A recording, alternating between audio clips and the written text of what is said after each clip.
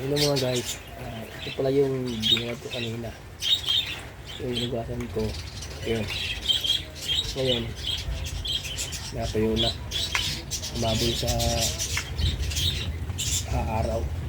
Ngayon, nalagyan natin ng superworm para maging beetles. Ito yung pinakalibangan ko dito sa bahay pag holiday ka sa diyo. Yun, nalagyan natin ng ito, superworm. Para maging beetles. Kapag hindi mo kasi siya nilagay dito, hindi siya maging beetles. Kailangan ikukulong mo siya sa traps. Nilagay mo siya ng isa-isa. Ito din siya ginagawa ko.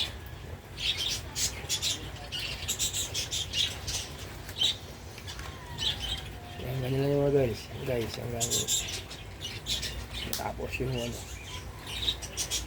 yung mga ganito hanggang malagay ito. Lagyan natin ang uod yan, superworm.